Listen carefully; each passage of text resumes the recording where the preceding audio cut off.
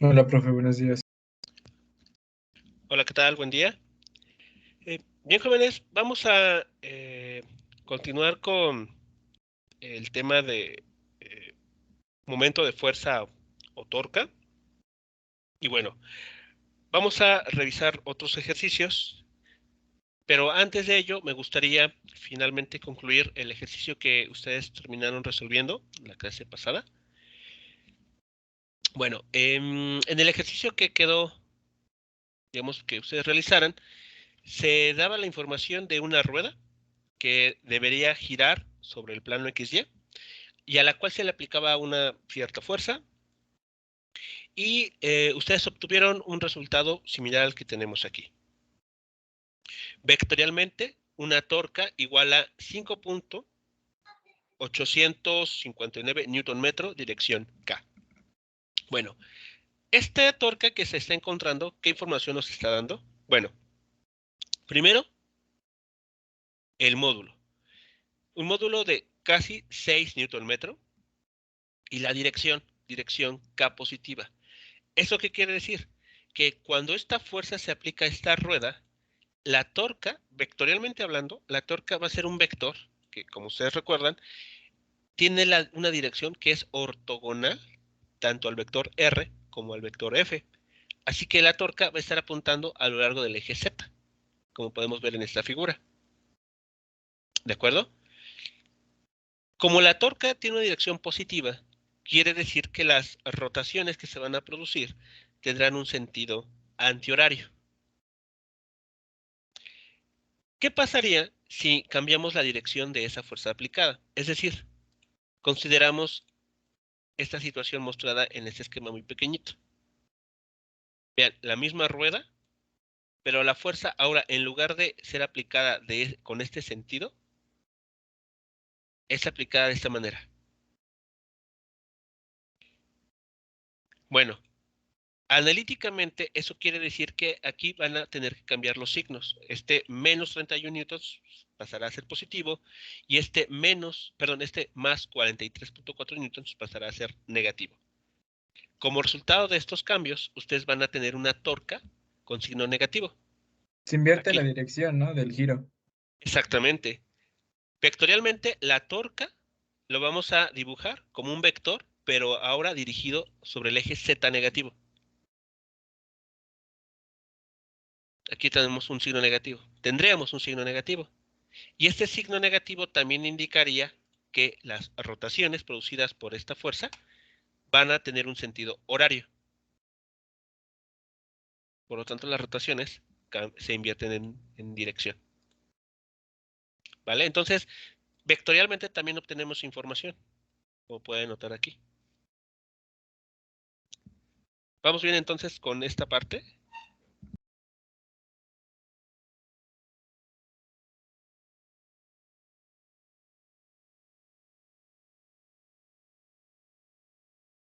Sí, profe. ¿Ok? Vale, bueno, vamos a continuar entonces con el siguiente ejercicio, con el siguiente ejemplo en el que ilustramos una conexión que ya se había de alguna manera anticipado entre la parte cinemática y la parte dinámica. Bueno, aquí nos están comentando sobre el caso de un jugador de softball que oscila un bate acelerándolo del reposo a 2.7 revoluciones por segundo en un tiempo de 0.20 segundos. Nos piden aproximar este objeto como una varilla uniforme de 0.95 metros de longitud y calcular con ello la torca que el jugador aplica a uno de los extremos de este bate para ponerlo en rotación. ¿De acuerdo? Entonces, ¿cómo vamos a calcular esto? Bueno, primero tenemos que recordar esta relación que existe asumiendo que el jugador acelera a ese objeto, a ese bate de softball, con una aceleración constante. Entonces, esa es la ecuación que nosotros ya tenemos para ese caso específico. La velocidad angular es igual al valor de la velocidad angular inicial más la aceleración angular por el tiempo. Por los datos del problema, podemos concluir que la velocidad inicial del bate aquí es 0, porque parte del reposo. Y entonces, esta persona tiene que acelerar a este bate de softball del reposo hasta que alcance una velocidad de 2.7 revoluciones por segundo en un tiempo de 0.2 segundos. Así que con estos datos, espero que estén de acuerdo, pueden ustedes calcular el valor de la aceleración angular. ¿Vamos bien hasta aquí? ¿Sí está esta afirmación?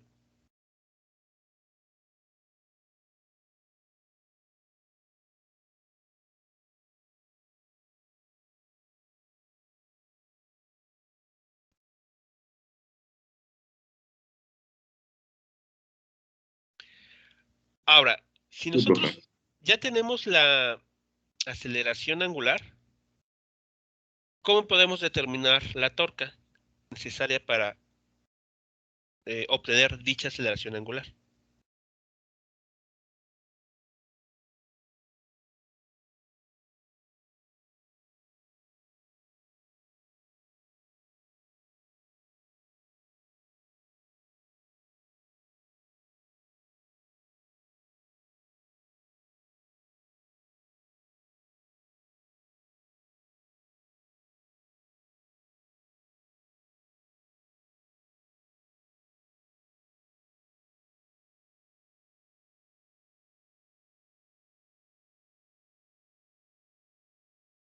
¿Qué más se requerirá para determinar esta torca?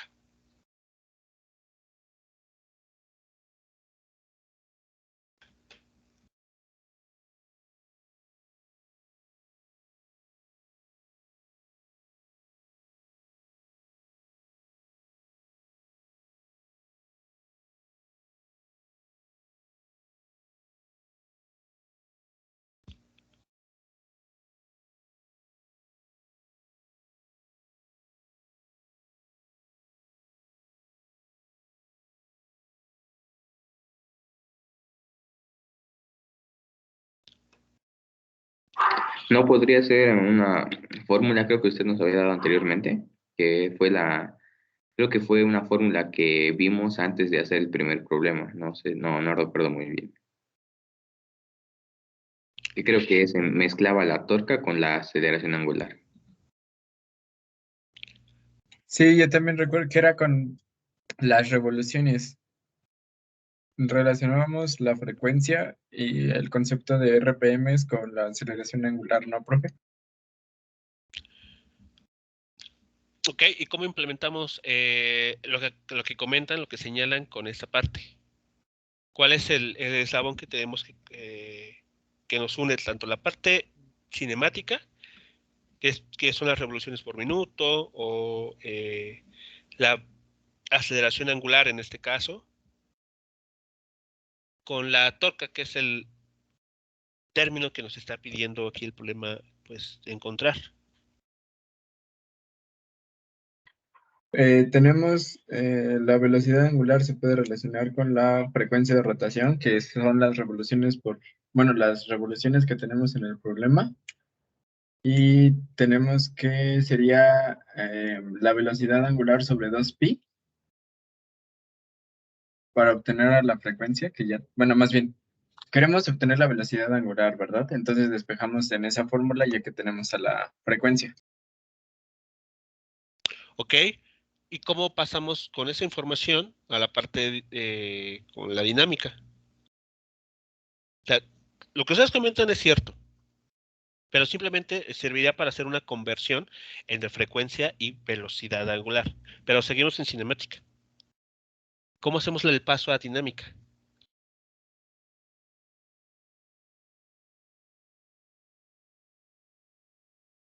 ¿Cómo relacionamos las cantidades cinemáticas con la parte dinámica, que es la torca? ¿Cuál es el eslabón que nos hace falta? Aquí lo tenemos. El momento de inercia. Así es, el momento de inercia es el que nos permite la conexión. Con el momento de inercia vinculamos la parte cinemática, que está representada por la aceleración angular, con el momento de fuerza o torque. Entonces, necesitamos calcular la inercia rotacional de este objeto. ¿Cuál será la inercia rotacional? ¿Cuánto valdrá? Nos dicen que aproximemos a este bate de softball como una varilla uniforme. Pues, Podríamos ir a las tablitas, ¿no? O, sí, sí, porque conoceríamos el momento de inercia para el eje, bueno, para donde se encuentre su centro de masa, que sería pues prácticamente en la mitad de su longitud. Entonces, a partir de ahí podemos usar el teorema de ejes paralelos para determinar el momento de inercia en cualquiera de los dos extremos.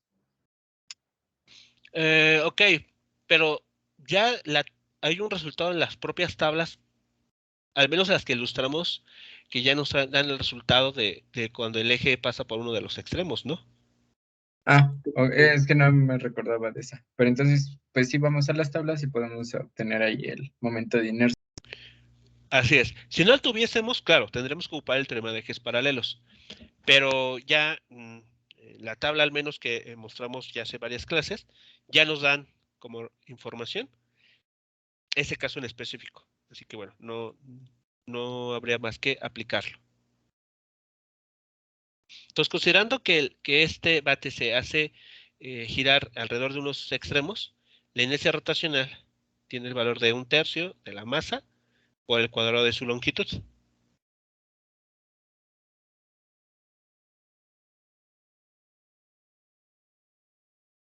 Sí, ¿Vale? Entonces, bueno, ya tenemos este resultado. Si no lo tuviésemos a mano, entonces a la inercia rotacional del centro de masa, le sumamos el término que nos indica el teorema de ejes paralelos. Hacemos el álgebra y a este resultado es el que deberíamos llegar. De igual manera ya lo hicimos también, ¿no? En algún momento. Sí. Vale, entonces, pues lo único que hay que hacer es utilizar la información que el problema nos está brindando para encontrar la torca que se requiere para lograr que ese objeto acelere desde el reposo a una velocidad de 2.7 revoluciones por segundo en tan solo 0.2 segundos. Bueno, aquí para el valor de la masa investigué y se reporta que para un bate de softball se tiene un valor de 38 onzas en masa o aproximadamente en kilogramos 1.1 al hacer la conversión. Entonces, bueno, este dato no está dado en el enunciado, es un dato tomado de internet. Entonces, bueno, a reserva de la fuente, este dato es el que vamos a utilizar, 1.1 kilogramos. Entonces, lo único que ahora hay que hacer es utilizar la segunda ley de Newton, ¿no? Para rotaciones, despejando, claro, a la torca. Entonces, la torca es igual a la inercia rotacional que tiene esta expresión por alfa, donde alfa vimos cómo se expresa en términos de la velocidad angular y el tiempo. Bueno, entonces, pues juntamos todo esto, lo ponemos en multiplicación, sustituimos los datos numéricos. Aquí vale la pena hacer una observación. Hay que hacer una conversión, ¿cierto? Aquí, para convertir las revoluciones a radianes. Porque recordemos que la aceleración angular se expresa en radianes sobre segundo al cuadrado. ¿Vale? Aquí es el factor de conversión para la frecuencia. Entonces ahí va a quedar como radianes sobre segundos. Es la unidad, sí, que hay que trabajar. Ok.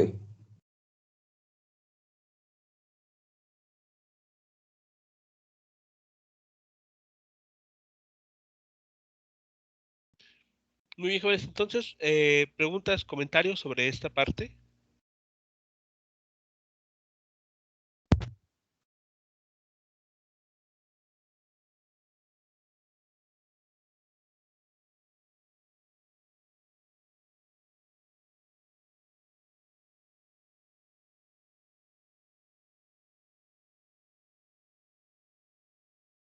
Por el momento no, profe. No, profe, solamente en donde dice revoluciones sobre segundo, ahí todavía nos falta convertirlo a radianes, ¿no? Es el término en rojo, creo. Así es. Ah, Por ya, esa ya, ya, razón, sí. con este término, en este factor de conversión, ya estamos haciendo el cambio de revoluciones a radianes. Sí, sí, gracias.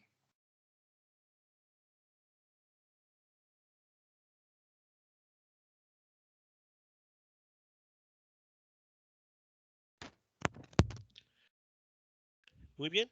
Entonces, ¿cuál será el valor de esa torca que se requiere aplicar a ese bate de béisbol? Bueno, de softball, perdón. Profe, ¿Sí? ¿cuáles eran las unidades para torque?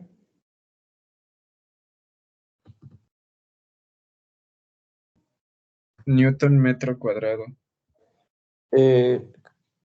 Bueno, a mí me dio 4.70 Newton metro cuadrado. O creo que es Newton metro.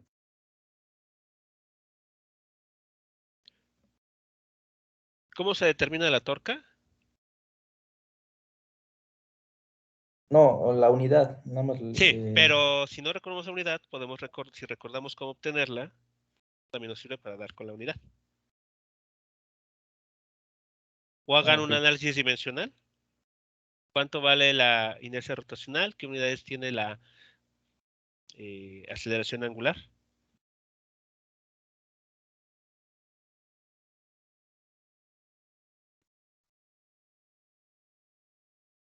Entonces, ¿cuánto obtienen? Hagan con cuidado las cuentas.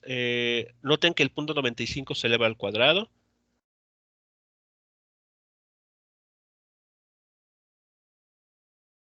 $4.46. Bueno, lo que a mí me dio. ¿Ok? ¿Sí estamos de acuerdo todos? ¿O hay alguien que obtiene un resultado distinto?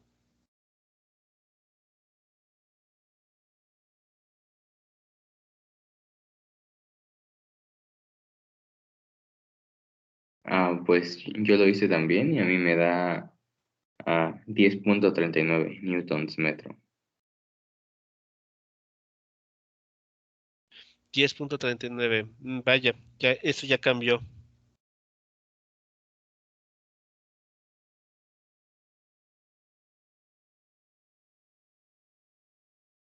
Es multiplicar 1.1 por 0.95, que se elevó al cuadrado, por 2.7, por 2pi, y todo ello dividirlo entre 3 veces 0.2.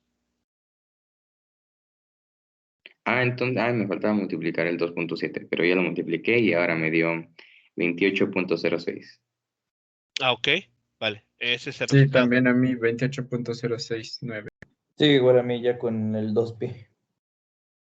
¿Vale? Entonces, cuidado con ahí bueno, un factor por ahí, ¿no? Que puede haber hecho falta. Ok, entonces sería aproximadamente 2.06, 2.07 Newton metro. Ese es el valor de la torca que se requiere aplicar a ese bate de softball para lograr acelerarlo en tan solo 0.2 segundos desde el reposo hasta una velocidad de 2.7 revoluciones por segundo.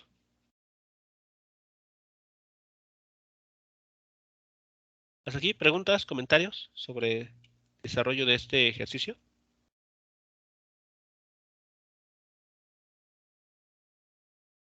No. Ok, Entonces, vale. primero definimos lo que fue nuestra ecuación para nuestra aceleración angular.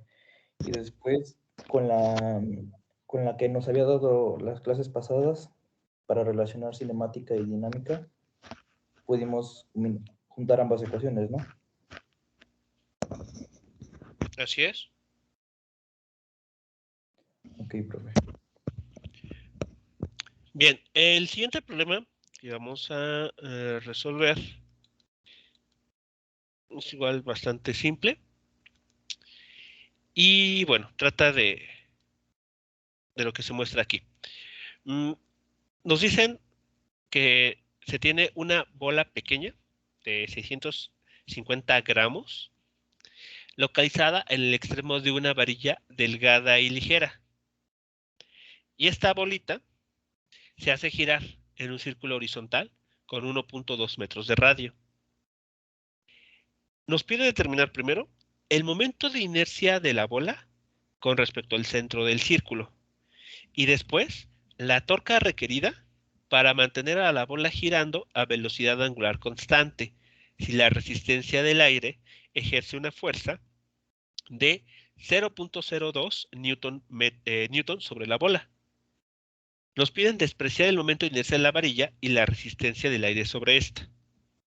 Así que bueno, esencialmente, con este último comentario que nos hacen en el problema, la única masa relevante es la de la bola pequeña, ¿no? Esa es esencialmente en la que hay que enfocarnos. Entonces, bueno, hay que considerar lo siguiente. Es así como se estaría viendo esto. Tenemos a la pequeña masa, aquí la bola de 650 gramos, localizada a una distancia de 1.2 metros del eje de rotación. El eje de rotación estaría saliendo de la pantalla, estaría dirigido hacia ustedes. Así que esta pequeña bola estaría rotando así.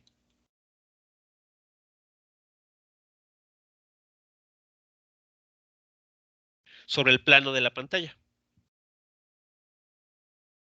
Entonces, ¿cuánto valdría la inercia rotacional de esta pequeña esfera?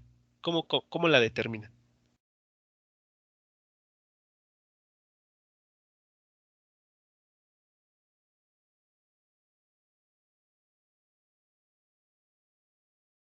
La inercia rotacional.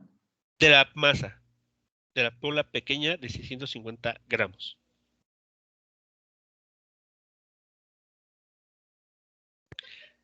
Debemos encontrar primero su centro de masa, ¿no? Porque no estamos trabajando solamente con la varilla. ¿Pero el centro de masa de quién? De la nueva, entre comillas, estructura de De la varilla y la bola. de la varilla, ajá, y la bola. Pero es que el problema nos dice que la varilla es delgada y ligera. Sí, o sea, nada más no tendríamos con qué trabajar las masas de la varilla. Ajá, Ah, exacto. solamente sería de la bola. Así es, sí. Sí, la única masa relevante en este problema, por las condiciones que el ejercicio nos está indicando, es la masa de la bola pequeña. Entonces, como se podría decir que sabemos que la bola es de cierta forma simétrica, entonces podríamos decir que el centro de masa se ubica en el centro, ¿no? Y a partir de ello, pues buscar en las tablitas la fórmula, se podría decir, de la inercia rotacional para una esfera, pero cuando el centro de masa pasa por, más bien cuando el eje de rotación pasa por en medio, que sería el centro de masa, ¿no? Pero, ok. Solamente aquí me llama la atención el por qué considerar la bola como una esfera. Digo, no está mal el planteamiento, no está mal la propuesta, pero el problema no nos menciona ningún radio de la esfera. Dice que es una bola pequeña. ¿No sería más fácil verla como una partícula puntual? Sí. Pensarla Lo como una habíamos hecho, partícula Sí, puntual. eso sí. sí, lo habíamos hecho con un problema de que teníamos como dos esferas, digamos, una del lado izquierdo y una del lado derecho, ¿no? Y que las consideramos como masas puntuales, ¿no? Sí, y ahí, bueno, se comete un error porcentual al considerar las esferas porque sabemos que tienen una determinada superficie, una determinada forma, pero aquí el problema no nos dice ningún radio de la esfera. Entonces, pues, Entonces la yo creo, calcularíamos. lo más conveniente sería verla como una partícula puntual y no como como un sólido rígido. Sí, sí, bueno, eso sería, y si en caso de que nos dieran el radio, entonces ahora sí podríamos tomarlo como, pues, bueno, así como le estaba mencionando, ¿no? Pero eso Así es, solamente en caso de que nos dieran el radio. así es, sí. En caso de que el radio no fuera despreciable, que tuviese algún valor importante en comparación al 1.2 metros, sí. Pero aquí, como no nos están dando, podemos asumir que ese radio es muy pequeñito, tan pequeño que la posible esfera que pudiéramos considerar la podemos tratar como una partícula puntual.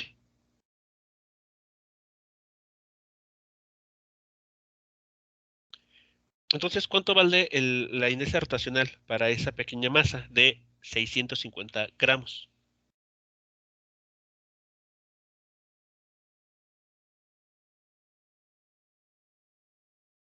Pues es la masa por la distancia del eje bueno, al objeto en el que vamos más bien al extremo, al cuadrado, ¿no? Entonces tenemos que es 650 por 1.2 al cuadrado para calcular el momento de inercia de ese sistema. Así es. Tenemos que tomar la masa de esa esfera, bueno, de esa partícula puntual, y multiplicarla por el cuadrado de la distancia que la separa al eje de rotación, que como vemos aquí, es esta distancia r, que es el radio justamente de ese círculo que va a describir. Así que bueno, ¿cuánto estarían obteniendo? Se maneja en kilos, ¿verdad? Sí, para Ah, la inercia rotacional tiene sus unidades ya establecidas. Punto ajá, 93, creo. 6, ajá, punto Ah, 930. Ok, punto 936 kilogramos por metro cuadrado. Ok, esa es la inercia rotacional de esa masa, nada más de la masa, que es la que nos está interesando. Ok, ese es perdón, el inciso A, ¿verdad? así es, sí, el momento de inercia de la bola con respecto al centro del círculo. Ok, Ok. ahora, el inciso B, aquí hay que tener cuidado, ¿no?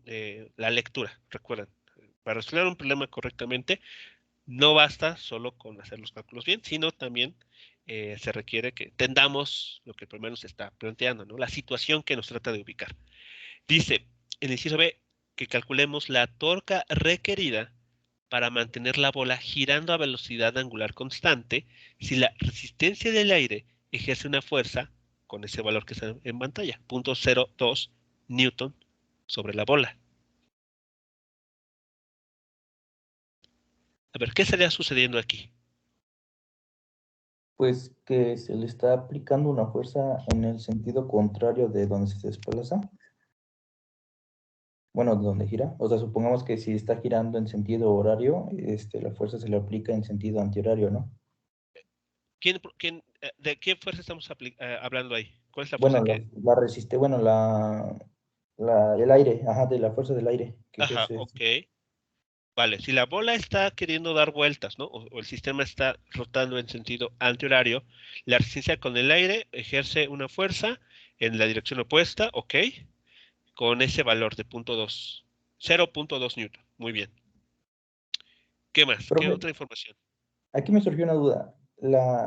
Esta fuerza, pues, digamos, va a ejercer así siempre en todo momento cuando está girando.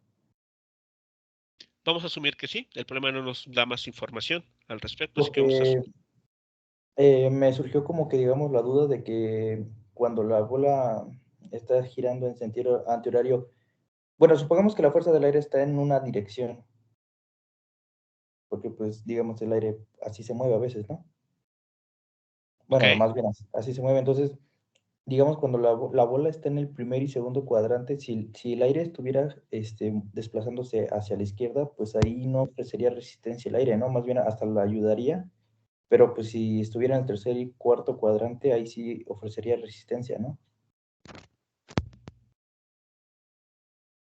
pues por las condiciones del problema vamos a asumir que en todo momento el aire mantiene la dirección sin cambio para aplicar la misma torca en todo momento.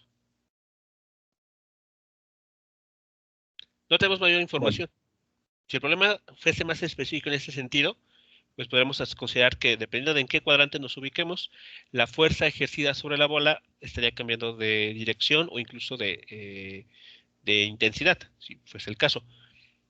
Pero como aquí el problema es muy simple, en ese sentido no da mayor información, podemos considerar que en todo momento la fuerza proveniente por la resistencia con el aire mantiene su dirección e intensidad o módulo.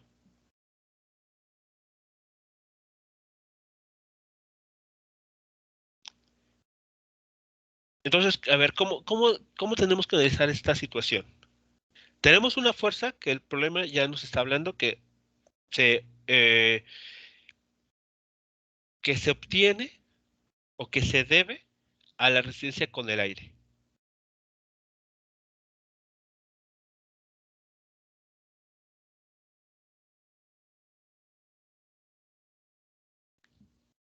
Si la única fuerza fuese la de la resistencia con el aire, ¿qué sucedería con esa pelotita?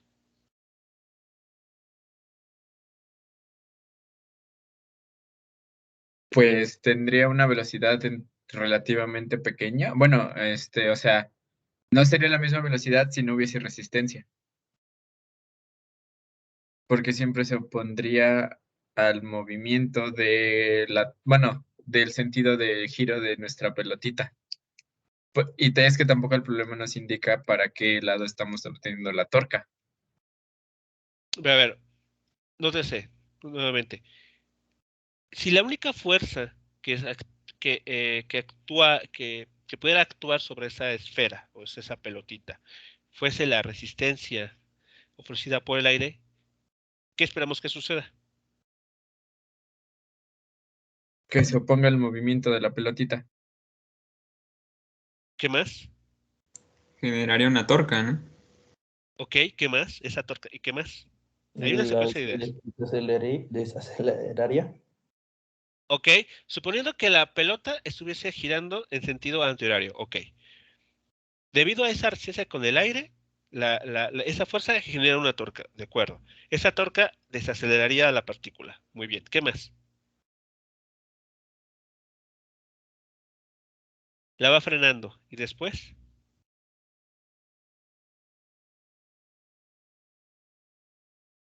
Después, es a lo que llegaba mi compañero Santiago, ¿no? De que al momento va a llegar en un momento en donde, pues la torca va a seguir su sentido para cualquiera de los dos casos y como la resistencia, bueno, como el aire, vamos a mantener la misma dirección en todo el movimiento, si lo queremos ver así, va a llegar un momento donde en vez de desacelerarlo, lo acelera, ¿no?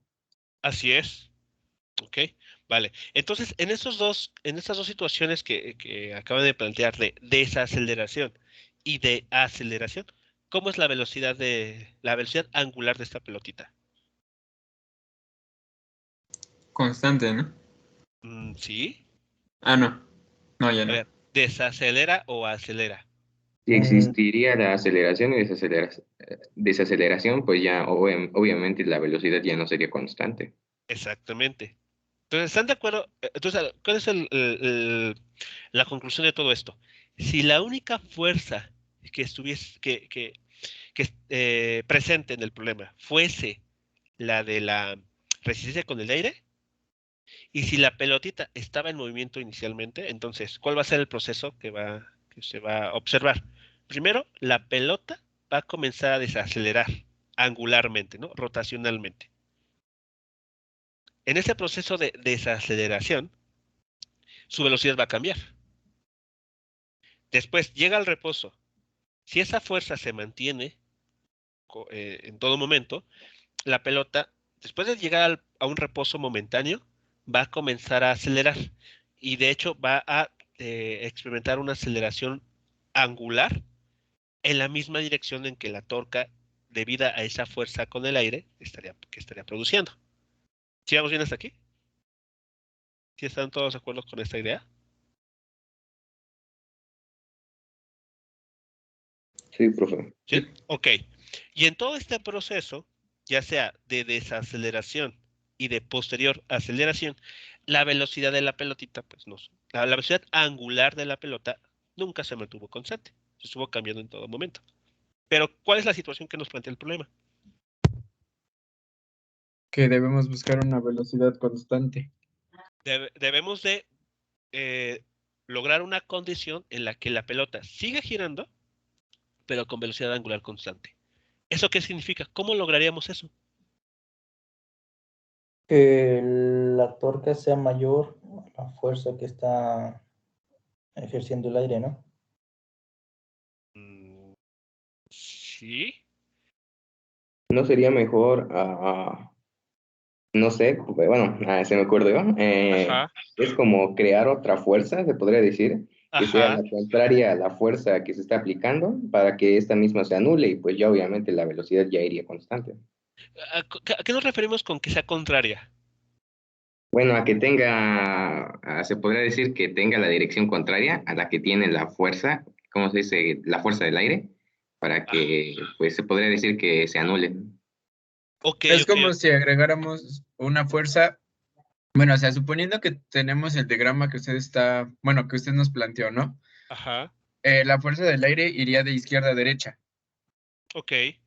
Entonces, lo que mi compañero propone es, bueno, plantear otra fuerza que obviamente tiene que seguir ciertos requerimientos como que sean de la misma magnitud, pero esta vez en sentido contrario, es decir, de derecha a izquierda, para que entrase como en, se puede decir, de cierta forma equilibrio, ya que pues estaríamos anulando la fuerza del aire con la fuerza externa nueva que nosotros estamos agregando en ambas situaciones. Es decir, si en el primer parámetro se está desacelerando con la otra fuerza, pues prácticamente nos dejaría la velocidad angular que el problema o que la torca inicial nos esté proporcionando. Ok. Vale, entonces ya dieron con la idea clave aquí. Encontrar una fuerza eh, que tenga la dirección opuesta a la que tiene la resistencia con el aire. Pero específicamente el problema nos pide de encontrar la torca. O sea, más que la fuerza en sí, que tienen razón, se tiene que ubicar, más bien se tiene que proponer y encontrar una fuerza externa a la que ya está, que tenga como resultado un efecto opuesto al de tener solamente la resistencia con el aire. De esa manera, al tener las mismas características, salvo la dirección, logramos un estado en el que la pelotita se mueve con, con momento de fuerza total igual a cero.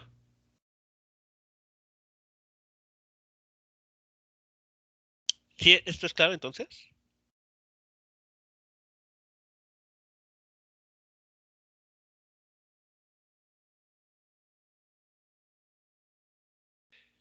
Lo que estaremos proponiendo entonces es esto.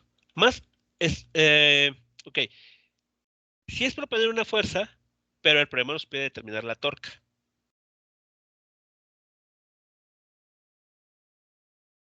Es lo que estaría sucediendo. Es el único detalle, que el problema no nos pide tal cual determinar la fuerza necesaria. De hecho, si fuese así, ¿cuál sería la respuesta?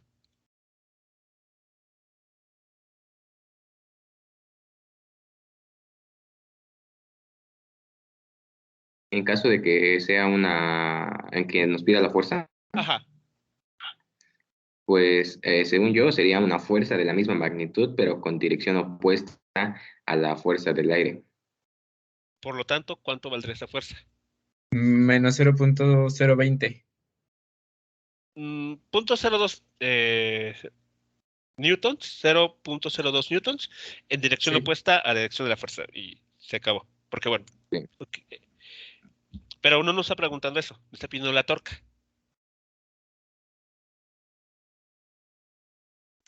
Pues ahora ya podemos trabajar como si no tuviéramos resistencia, ¿no?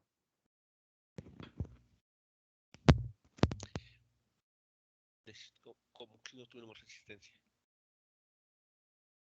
A ver, la fuerza que ustedes están proponiendo, que sí es necesaria, y tiene que cumplir todas las características que ustedes están indicando, mismo módulo, pero dirección opuesta, va a producir una torca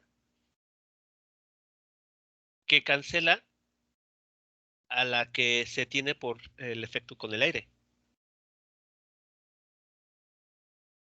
Digamos que serán como las mismas Entonces bases. habría que calcular primero la torca del aire, ¿no? Exacto. Y ya sería como, digamos, podríamos decir que la otra torca, digamos en este caso la torca 2, Ajá. pues ya nada más sería de la misma magnitud, pero con diferente signo, ¿no? Exactamente. Y al sumarse se podría decir que dan 0. Sí.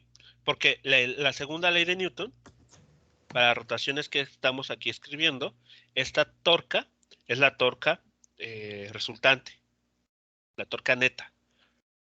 Entonces, sobre la partícula, estarían ejerciéndose dos torcas, ¿cierto? Una que provee la fuerza, la resistencia con el aire, y la otra proveniente de la fuerza que ustedes están proponiendo.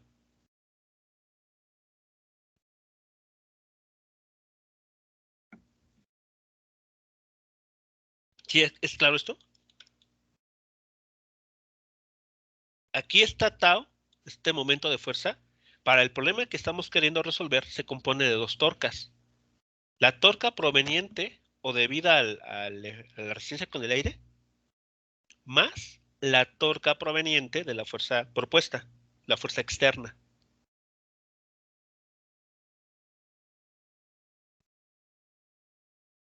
¿Y eso cuánto tienen que dar?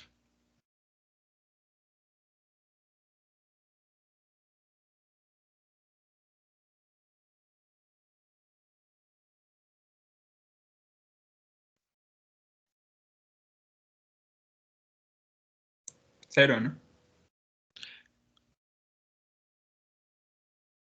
Así es. ¿Y eso por qué? ¿Por qué tiene que dar? O sea, ¿qué implicaría que de cero? Que no exista aceleración en el sistema y por Ajá, ello, pues obviamente existiría una velocidad constante. Sí. exactamente, exacto. Si no hay aceleración, significa que la velocidad angular es constante. Eso es por esa razón, que la suma de estas torcas tiene que ser cero. Es como si pusiéramos un cero en esa fórmula en la torca, ¿no? Ahí como si la torca valiera cero y pues obviamente no existiría ya velocidad angular. Aceleración angular, Sí, sí, perdón, digo aceleración angular. aceleración angular, exacto. Y si no, y si la aceleración angular es cero, eso significa o implica que la velocidad se mantiene constante, justo como el problema está pidiendo.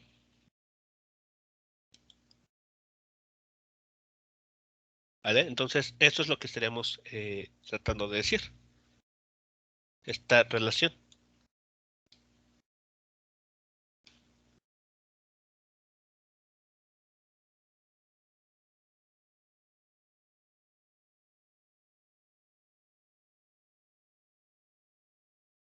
Entonces la tuerca total va a ser 0. Tiene que ser cero. Para que no exista aceleración, y entonces el movimiento se ejecute con velocidad angular constante.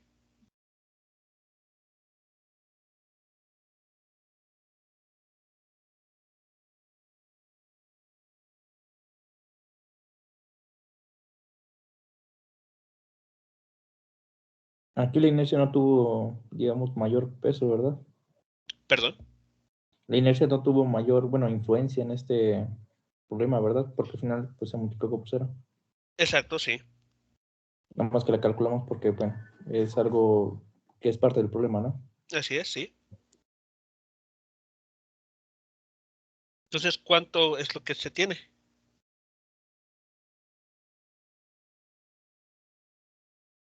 ¿Cuánto valdrá la torca ejercida por el efecto con el aire? Que a su vez tiene que ser la misma torca que tiene que ofrecer esa fuerza externa que ustedes han propuesto, salvo la dirección. Esto evidentemente tiene que ser con un distinto signo.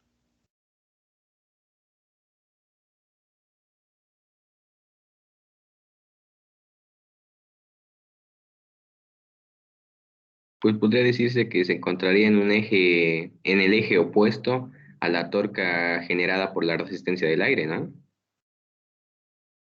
No en un eje, porque es un momento rotacional.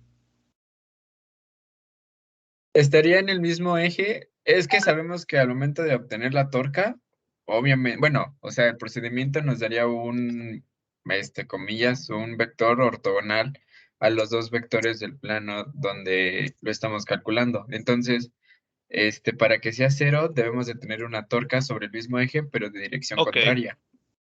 ok, en este caso, ok, hablando de vectorialmente, del vector momento de fuerza, dado que la partícula está girando sobre el plano XY, o sea, sobre el plano de la pantalla, la torca, ¿en qué eje está dirigida? Cualquiera de Ah, estas Pues, dos. Y negativo, ¿no? usando la regla de la mano derecha, ¿no? ¿En qué eje está la torca? Hablando vectorialmente.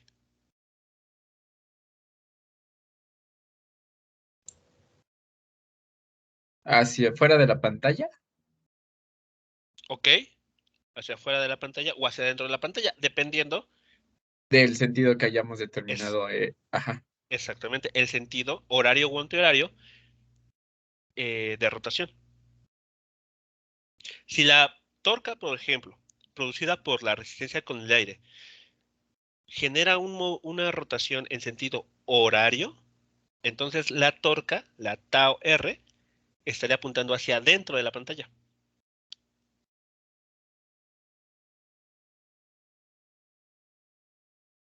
Pero, y en consecuencia, la torca tau 2, la producida por esa fuerza externa adicional, estaría produciendo un movimiento rotacional con sentido antihorario. Por lo tanto, tau 2 tendría que tener una dirección hacia afuera de la pantalla.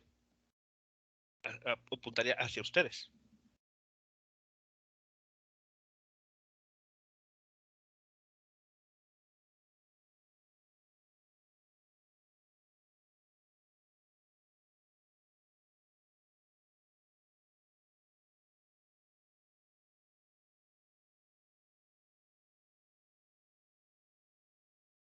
Bien, entonces, este sería el resultado.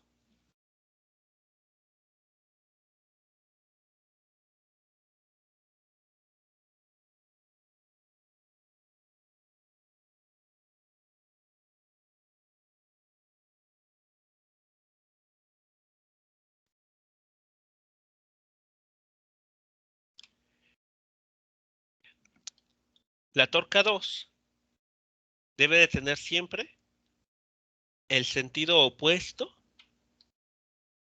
a la torca producida por la interacción con el aire, la resistencia con el aire. Profe, ¿Sí? entonces en este caso, la torca generada por el aire va a ser .024 con signo positivo. ¿Si lo quieren tomar así? Sí.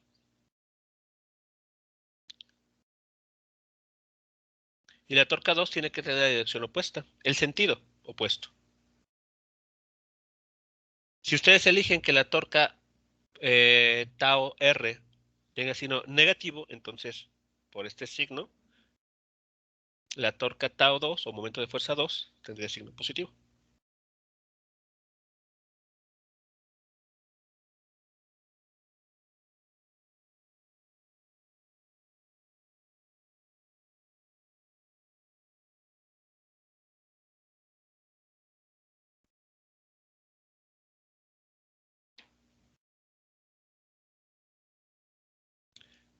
¿Preguntas, comentarios, jóvenes, sobre este ejercicio?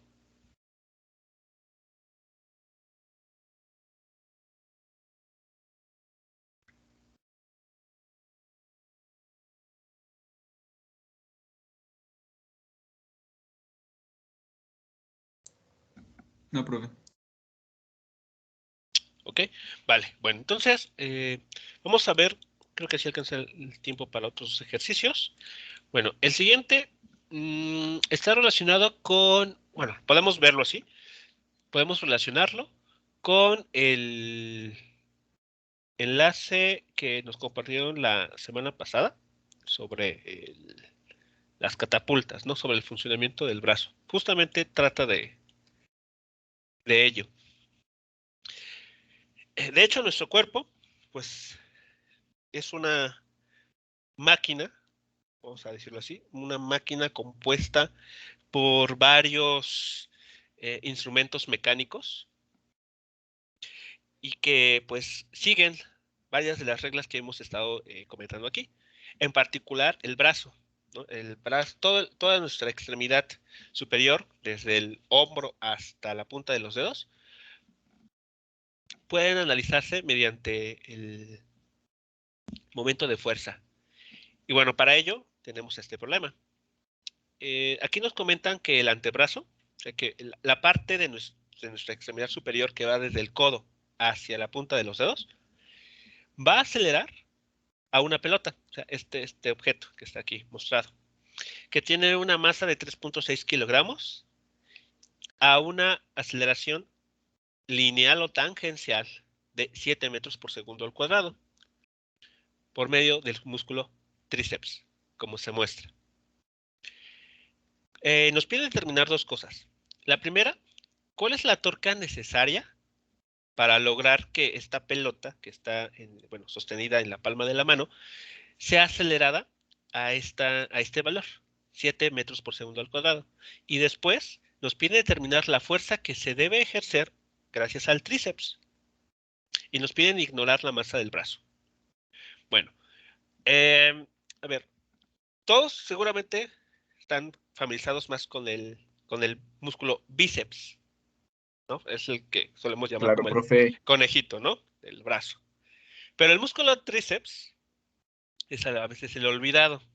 Bueno, es el que se encuentra en la parte anterior, en su brazo. Si ustedes lo extienden, ponen su brazo extendido, bueno, el bíceps lo ubican, ¿no? El tríceps queda por atrás, por debajo.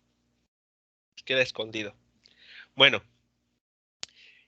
les pido que hagan esto. Extienden su brazo hacia el frente de ustedes, y luego rótenlo en dirección hacia ustedes. O sea, levanten el brazo, rótenlo hacia ustedes, y si colocan sus dedos, ¿no?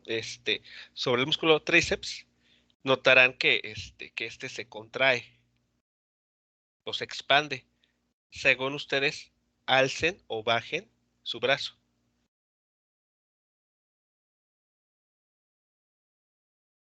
Bueno, entonces ahí estamos, o sea, esa contracción que tenemos en el músculo tríceps es la que permite que podamos flexionar o estirar el brazo, bueno, el antebrazo en este caso.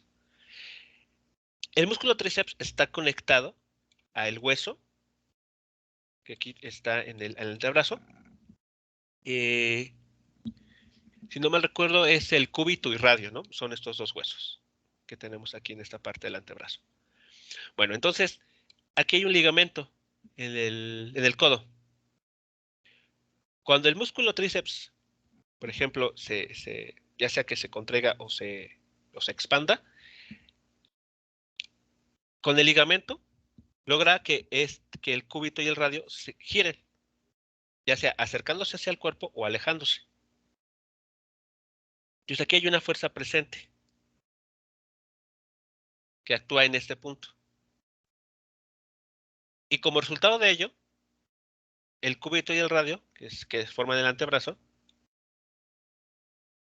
se mueven en este sentido o en este otro.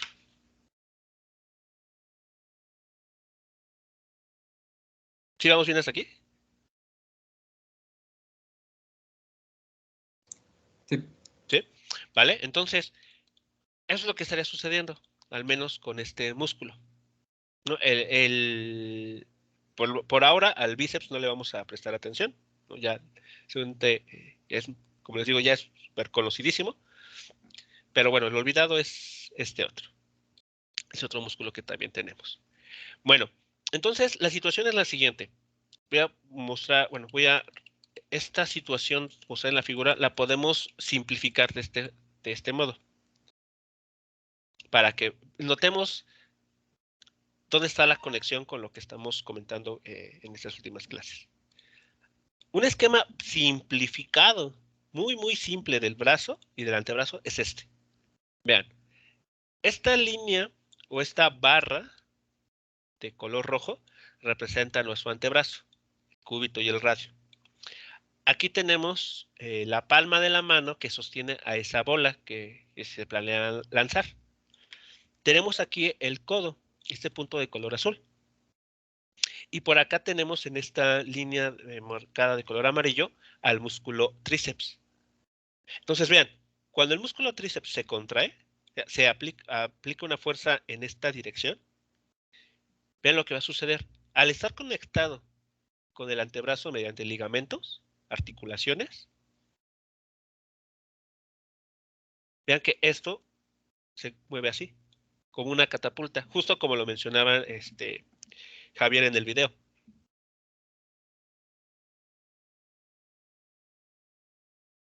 ¿Sí queda clara esta parte?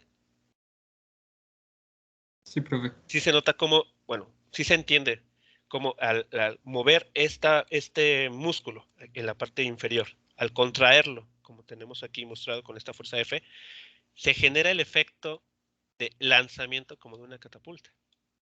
Y la pelota, bueno, pues sale lanzada. Es lo que estaría sucediendo con esta extremidad. Digo, en una forma muy simplificada, esto sí como lo estaríamos pudiendo analizar.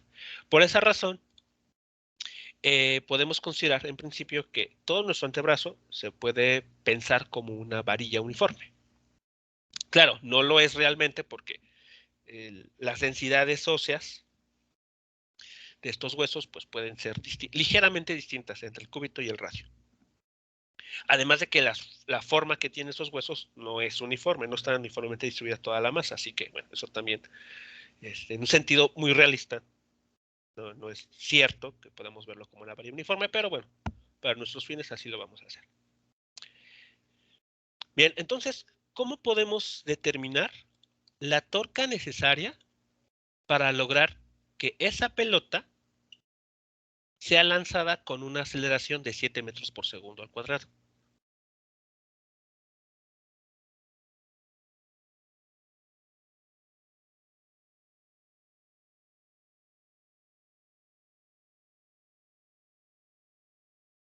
A ver, echemos un vistazo una vez más al enunciado. Nos dan la masa de la pelota, 3.6 kilogramos. Nos dicen a qué aceleración hay que llevarla, a 3 metros por segundo al cuadrado.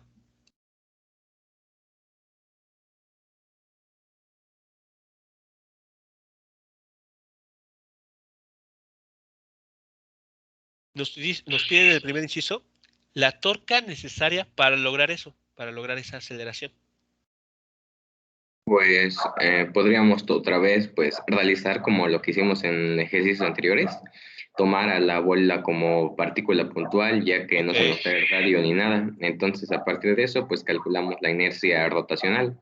Y ya que tenemos la inercia, solamente podemos sustituir en la fórmula de segunda ley de Newton para rotaciones. Y ya que como ya conocemos la aceleración angular, pues lo único sería ya despejar para la torca. Y creo que sería todo. Ok, en la segunda ley de Newton para rotaciones nos piden la aceleración angular, eso es cierto. Pero esta aceleración que aquí nos están dando por las unidades. Ya. Sería traslación. No, bueno, es la normal, ¿no? Te podría decir. Sí, la lineal o la Sí, tangencial. exacto, la lineal. Ajá. Entonces, ¿cómo habría primero que relacionar esta aceleración de 7 metros por segundo al cuadrado con la aceleración angular? ¿Recordamos cómo hacerlo? ¿Cuál es la relación que hay entre la aceleración angular y la aceleración tangencial? Es mediante la aceleración. Bueno, es creo que de la centrípeta, ¿no? No, la centrípeta está apuntando en una dirección distinta. La centrípeta No, o estaría sea, apuntando así. sí, me refiero a que es, bueno, o sea, lo vimos cuando vimos aceleraciones centrípetas.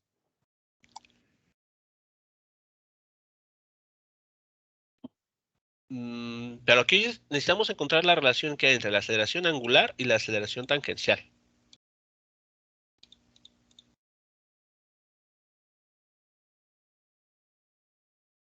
Sí, profe, ahorita se lo digo.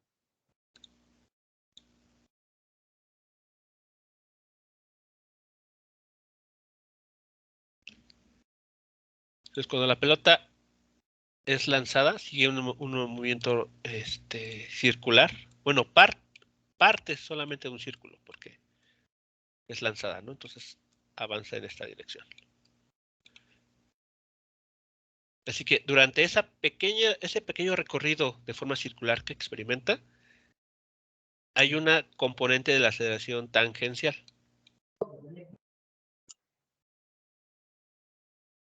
Y esa, ajá, Bueno, encontré que la aceleración tangencial es el radio de del momento, bueno, de la circunferencia, en este caso imaginaria, que haría si nuestro brazo pudiese dar, pues, una vuelta de 360, ok. por el alfa seno.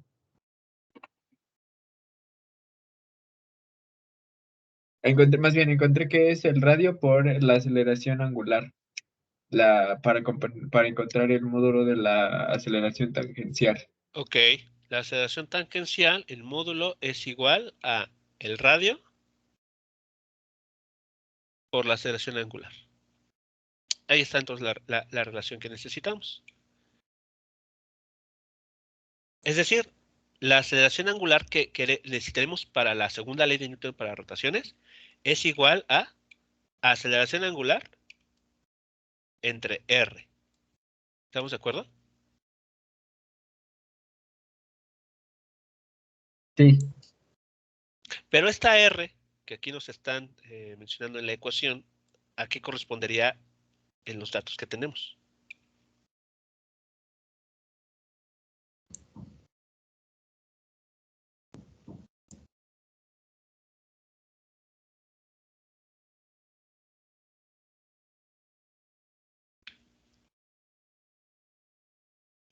Sería 31 centímetros, ¿no?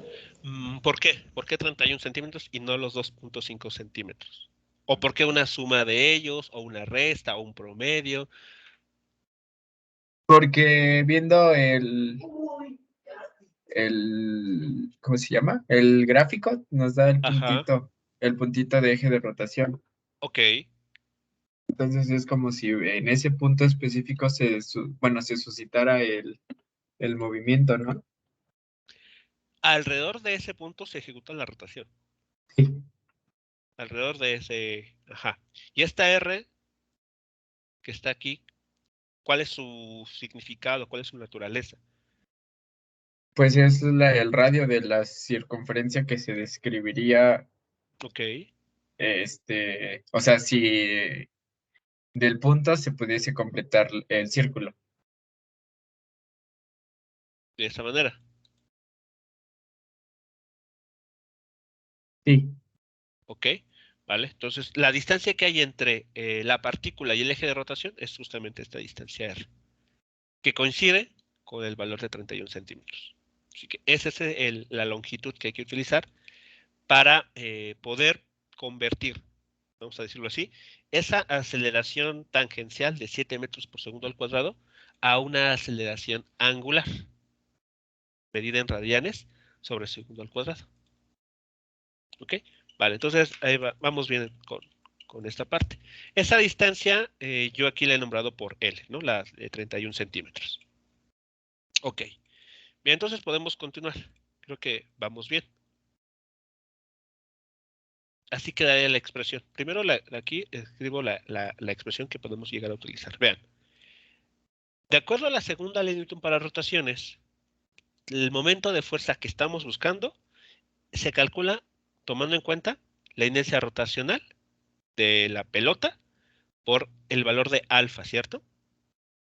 Esa es la ecuación. Ahora, la inercia rotacional para esa pelota la podemos tratar como una partícula puntual y es igual a la masa por la distancia al eje de rotación elevada al cuadrado, que coincide con L, con los 31 centímetros. ¿Sí vamos bien hasta aquí?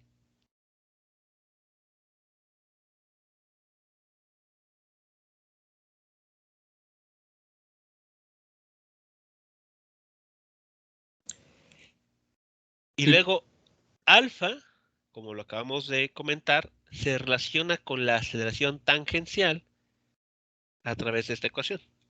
Aceleración tangencial entre la distancia que hay de la partícula al eje de rotación, que es otra vez L. Simplificando, queda simplemente esto que está aquí. Masa de la bola o de la pelota por la longitud del antebrazo, que son 31 centímetros, de la palma de la mano al codo, por la aceleración tangencial que estamos buscando con la que se va a mover esa pelota al ser lanzada.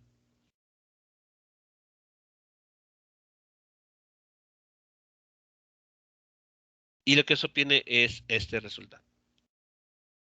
Por favor, chéquenlo si estamos en lo correcto. Numéricamente coincide todo. La masa de la pelota a ser lanzada equivale a 3.6 kilogramos. La longitud del antebrazo, 31 centímetros. Y la aceleración con la que tiene que ser lanzada debe de ser de 7 metros por segundo al cuadrado.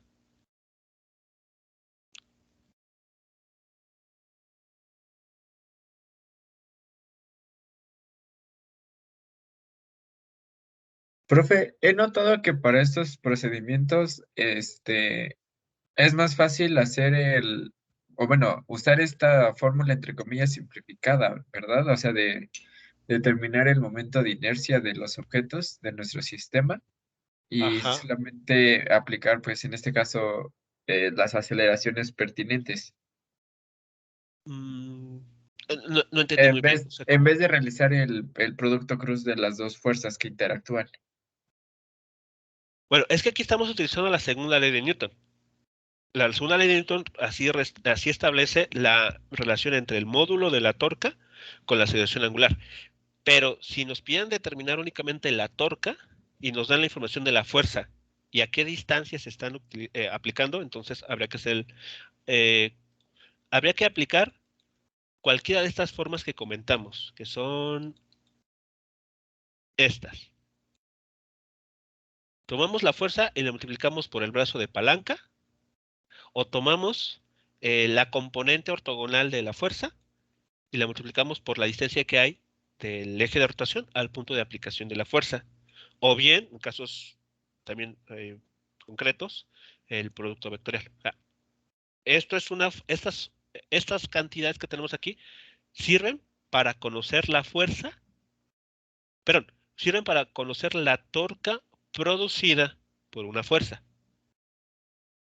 Y lo que estamos nosotros usando aquí en esta parte del análisis es utilizar la segunda ley de Newton. Es decir, esta torca se encontró ya previamente a través de D por F o R por F perpendicular o R cruz F.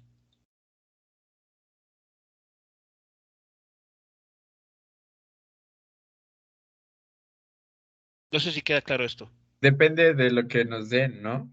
Sí. Sí, O sea, profe. la torca realmente se calcula así. Cualquiera de estas cantidades que tenemos aquí. Y lo único que, por el momento, lo que estamos haciendo en esta parte del problema es relacionar dicha torca con la aceleración angular y la inercia rotacional a través de la segunda ley de Newton.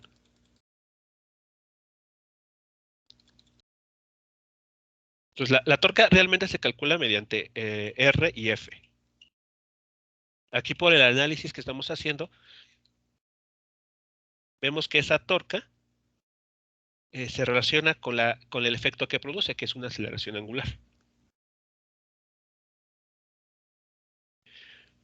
Bien, entonces, si estamos hasta aquí todos de acuerdo, este es el valor de la torca que se requiere para lograr que esa pelota se mueva con la aceleración de 7 metros sobre segundo al cuadrado.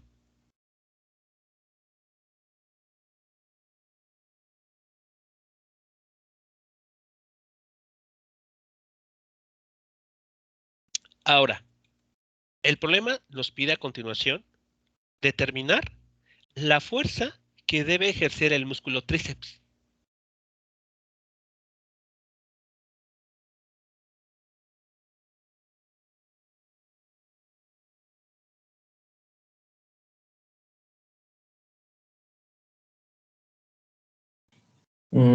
Pues como tenemos la torca y la Ajá. distancia, podemos dividir esas, van a hacer un despeje y dividir esas cantidades para conocer la fuerza. ¿Pero qué cantidades? ¿A qué cantidades nos referimos? ¿Ya tenemos la torca? Sí. Ajá, y también, bueno, es que no sé si a lo que se refiere mi compañero es que, o sea, sabemos que la torca nos la dan en unidades de Newton metro.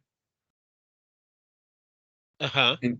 Entonces, eh, debe de, bueno, lo que quiere buscar mi compañero, supongo, es una relación para bueno, para el producto que se obtiene de la torca.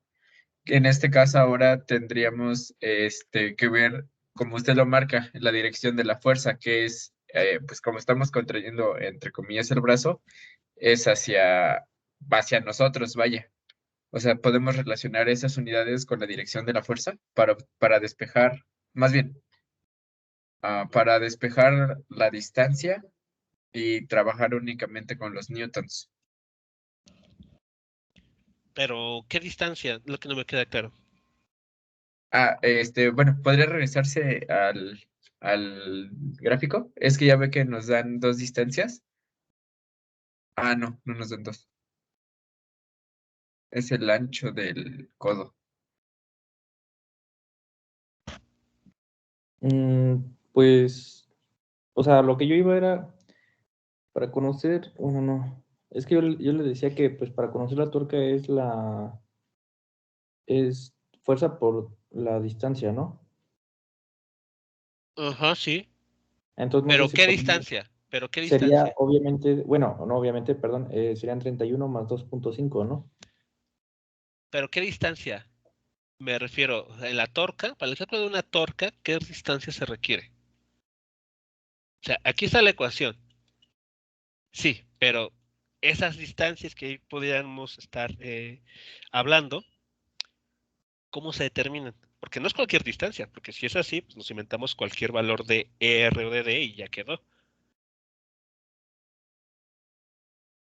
Esas distancias, ¿cómo se construyen? Es la distancia que hay del eje de rotación a la partícula, ¿no? Mm, ¿sí o no? A ver. Es que a lo mejor, no sé si bueno, nos está diciendo que en el sentido de cómo se construyen vectorialmente, Sí, ok, no podríamos tomar como un eje, digamos, ¿puede regresar a la imagen del brazo, por favor? Supongamos que no vamos a tomarlo, bueno, ahí se ve como tipo inclinado, ¿no? A lo mejor lo podemos tomar eh, como si estuviera derechito, si nuestro sistema estuviera bien acomodado. ok, Y pudiéramos decir que, por ejemplo, la distancia del brazo son 33.5 sobre el eje y ok. 0 en X. O sea, esa podría ser una opción.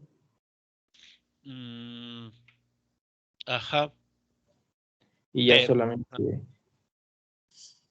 bueno,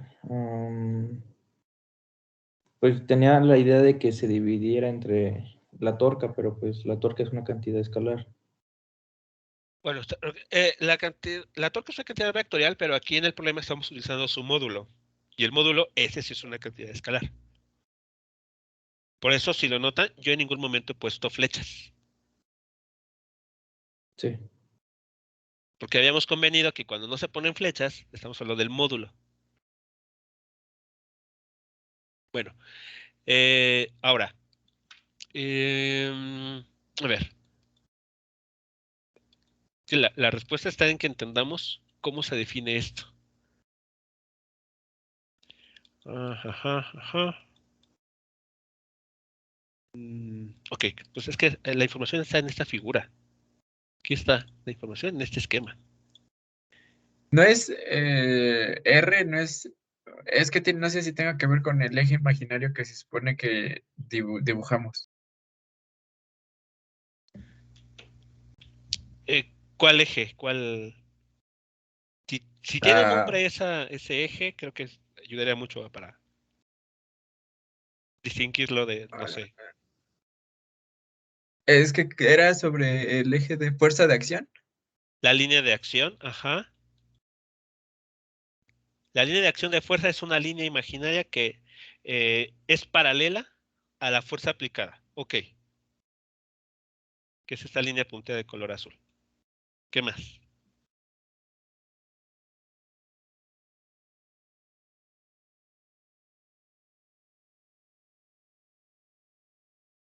A ver, en esos esquemas, ¿qué es R? ¿Qué notan que es R?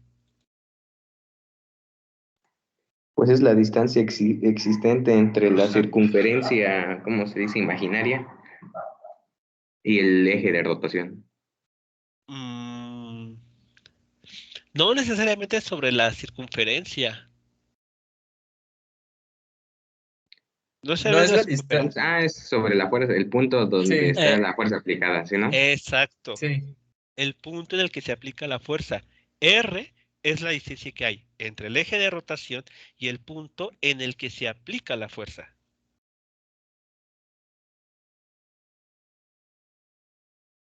Teniendo esa idea en mente, no la dejen ir.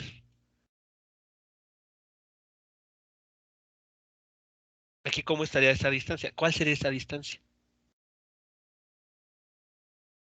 Trata de Ahora sí verla. es 31 más 2.5, centímetros. profe. ¿Dónde está la fuerza aplicada? A ver, voy a mostrar la otra figura. En el tríceps, ¿no?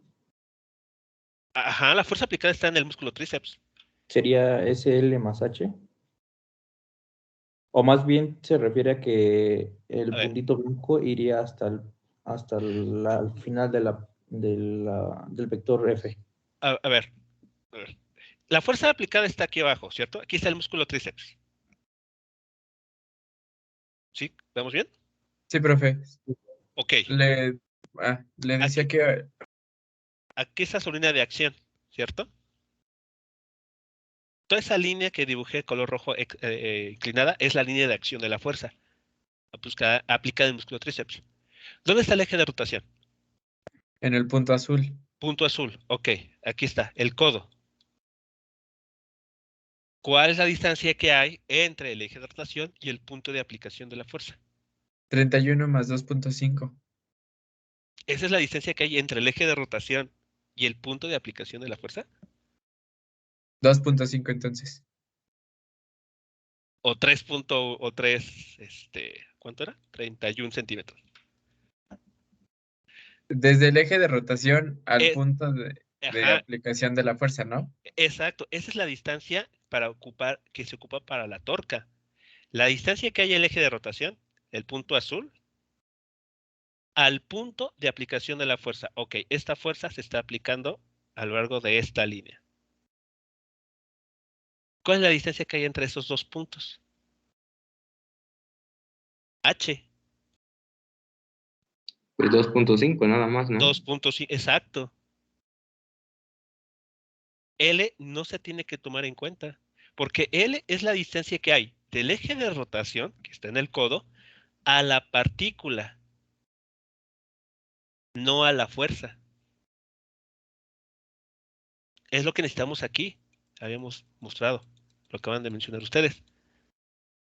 R es la distancia que hay entre el eje de rotación y el punto en el que se aplica la fuerza. Nada más. En el brazo, la fuerza está siendo aplicada por este músculo, así, cuando se contrae. El eje de rotación, aquí nos está diciendo, está en el codo, este punto de color negro. Entonces, ¿cuál es la distancia que hay entre ese eje de rotación y el punto de aplicación de la fuerza. Bueno, no se alcanza a ver ahí muy bien. Ahí. Esta distancia es R.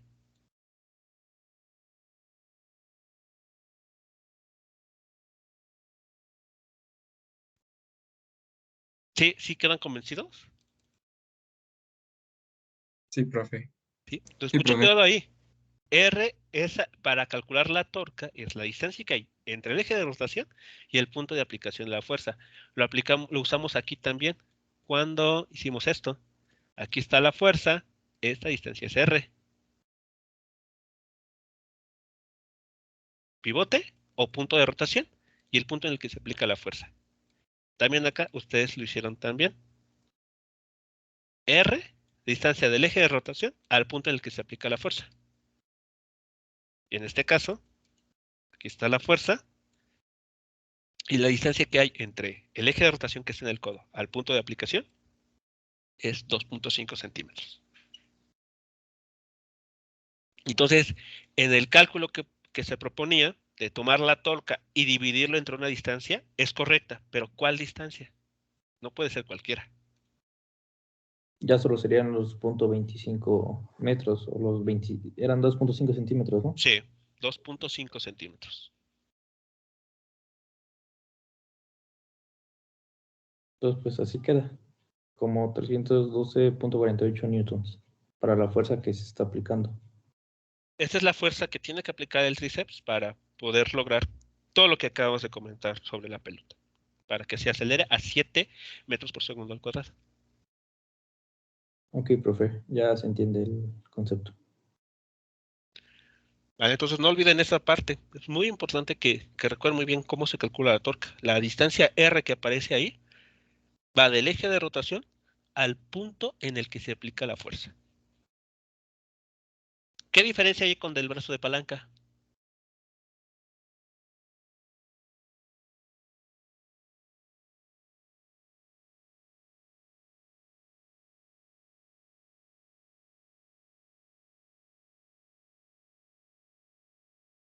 ¿Cuál es la diferencia entre la R y la D que habíamos nosotros dibujado por acá en este esquema? Lo pongo así para que, de hecho ahí está la relación.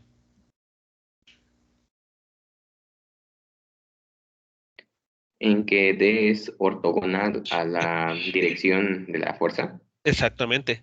También va desde el eje de rotación a la fuerza o a la línea de acción de la fuerza. Pero a diferencia de R, D, el brazo de palanca, es ortogonal siempre. Y R no necesariamente tiene que ser perpendicular a la fuerza. Pueden llegar a coincidir, lo habíamos comentado que sí, sí pueden llegar a ser la misma distancia. O sea, el módulo de R puede ser igual al módulo, bueno, al valor de D, sí. Pero de manera general, pueden ser distintas ambas distancias. Ok, profe. ¿Vale? ¿Dudas, jóvenes, comentarios entonces con este resultado?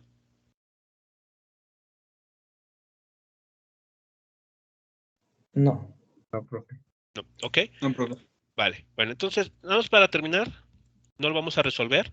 Lo vamos a resolver el día de mañana. Pero para que se queden con algo que pensar el día de hoy.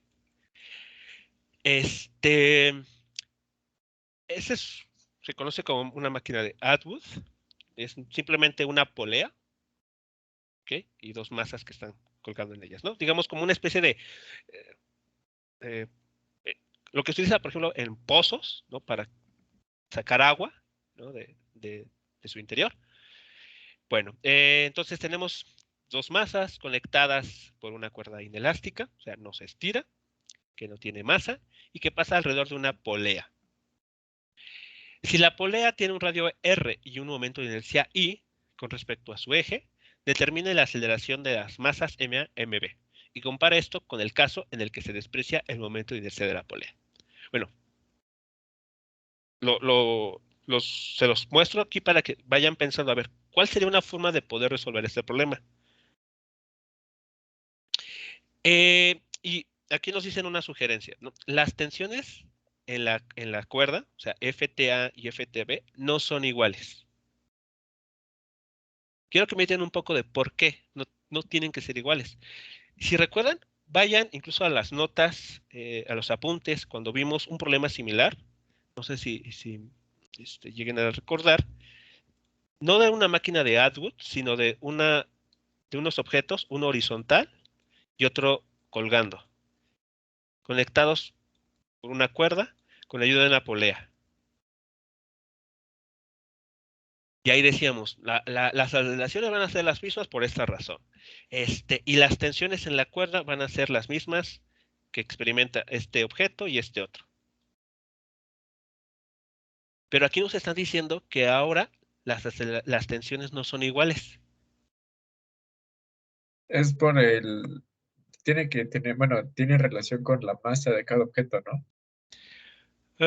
Pero, digamos, este mismo problema lo podemos resolver. A ver, ¿cómo se...? Ya sé lo que les voy a pedir. Quiero que analicen este problema, este objeto, ¿no? Con los temas de dinámica que conocemos, o sea, del segundo parcial. Del primero segundo parcial, donde se despreciábamos la masa de la polea. Vayan a esos apuntes e intenten darle respuesta a este problema, asumiendo que la masa de la polea es despreciable. No hay que tomarla en cuenta.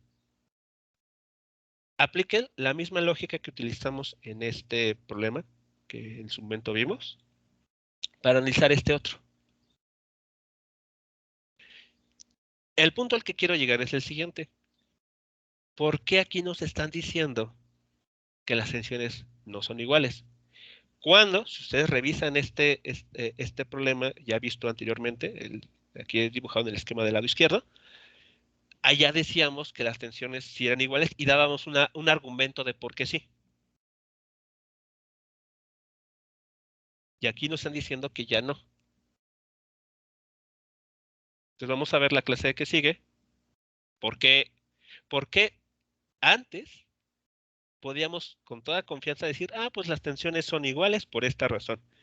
Y ahora, ¿por qué ya no? ¿Vale?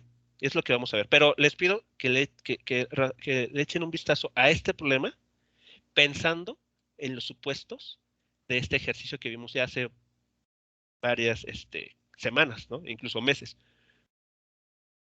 Que le echen un vistazo a qué argumentos le dábamos para decir que las tensiones en la cuerda, en cada bloque, tenían el mismo valor.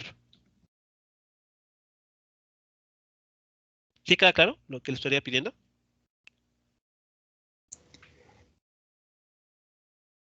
Sí, profe. ¿Sí? Entonces, intenten resolver este mismo problema de la máquina de Atwood, o sea, dos objetos que están aquí colgando.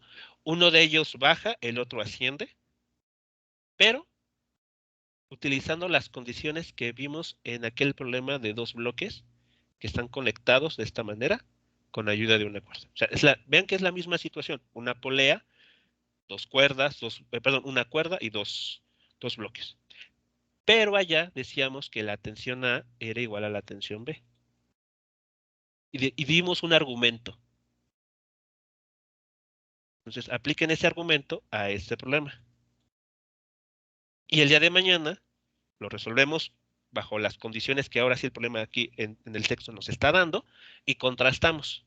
¿Qué obtuvieron ustedes? ¿Qué obtuvimos? ¿Qué vamos a obtener después con este nuevo enfoque? ¿Y por qué ahora no podemos igualar esas tensiones? Vamos a ver Es por en el caso bueno, en el diagrama que tiene del lado izquierdo era porque Ajá. al momento de que se desplazasen, las velocidades iban a tener la misma dirección, ¿no? Las velocidades. No, Bueno, bueno, desde el punto de vista dinámico, lo que analizamos son las aceleraciones. sí, ajá, exacto, las aceleraciones iban a tener la misma magnitud. Magnitud sí, dirección no. No, porque pues una se desplaza a la derecha y la otra hacia Ajá, abajo. exacto. Pero Y en en este magnitud, caso, vale, ajá, sí. Y aquí podemos argumentar lo mismo. Bueno, echen un vistazo para recordar qué decíamos para decir que la aceleración de una era en módulo el mismo que de la otra, el otro bloque. Pero en este caso nos dicen que no son la misma. Ah, no, nada más la tensión, perdón. Ajá, la tensión no son las mismas. No, esto, o sea, digamos, esta parte de las tensiones no iguales las vamos a ver la clase que sigue. Entonces, esto no lo tomen así. O sea, olvídense de esta condición. Eso lo vamos a ver mañana.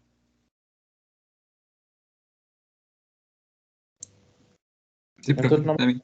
le damos una checada, intentamos resolverlo. Ajá, sí. Pero entonces mañana lo vamos a ver. Sí. Pero me voy a dar más énfasis a esto de esa rotación para la polea y a esto que taché. Ya la otra parte de cómo calcularlo y demás, pues, eso ya es de segundo parcial. Ya no voy a preocupar tanto por qué el diagrama de cuerpo libre y que no sé qué y que las ecuaciones. No, voy directamente a las ecuaciones. ¿Vale? Por eso es importante que ustedes le echen un vistazo para que también se acuerden. Si no lo recuerdan, pues lo recuerden. Ok, profe. ¿Vale? Ok, bien jóvenes, pues bueno, entonces nos escuchamos el día de mañana. Y no recuerden, el día de hoy tienen que entregar algo. Profesor, Sí, si Sí. mi tenemos hasta video las 6, dura ¿verdad? 8 minutos con 53 segundos, ¿sí ya lo puedo dejar así? Sí, todo ese tiempo es aceptable. Ah, ok. Profesor, tenemos hasta las 6, ¿verdad? Hasta antes de las 6. Sí, ok. Piénsalo mejor una hora antes por cualquier cosa, que si se les va la luz o falla el internet, pues tienen una hora ahí de ventaja. Vale, gracias, profe. Jóvenes, nos escuchamos entonces el día de mañana. Que tengan excelente día. Hasta luego. Hasta Igualmente. luego, profesor. Hasta luego, profe. Hasta luego.